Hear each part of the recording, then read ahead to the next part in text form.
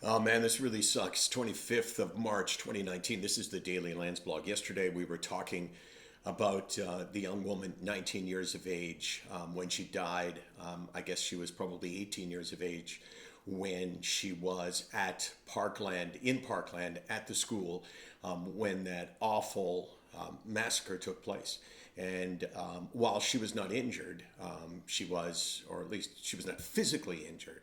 You see, I just made a mistake there. I mean, I should have said, well, of course she was injured, just not physically injured.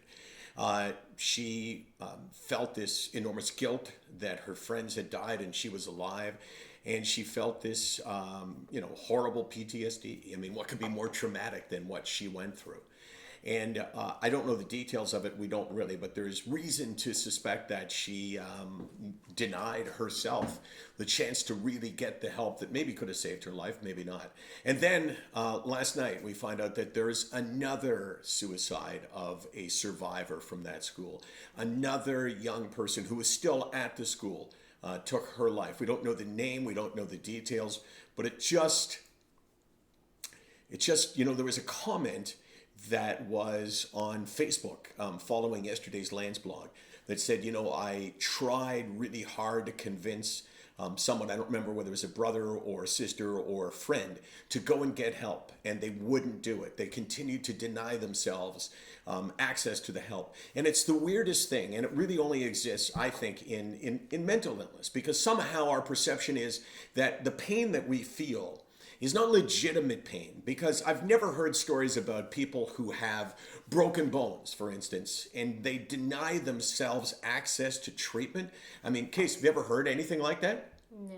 Have you ever heard, people when they have physical pain will go in search of help instantly, and they will pursue that help. And as a matter of fact, they will do things that compromise the rest of their health just to relieve their pain. And yet when it comes to this kind of pain, we, for some reason, deny ourselves that. And that is, to me, at the heart of the stigma and at the heart of what SickNotWeak needs to be.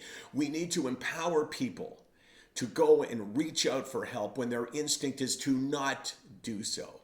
Because to deny yourself help is to, in the short term, ultimately destine yourself for this pain, to live with this pain. And in the long run, this pain builds up long enough, what do? We're looking for relief somehow. Maybe we take drugs. Maybe we drink, and maybe we take our own lives. Man, this is the worst story, and it just keeps on haunting us. SickNotWeak.com, 24 hours a day, 364 days a year. Let me know your thoughts on this, the idea that people deny themselves the opportunity to get relief from pain that is up here.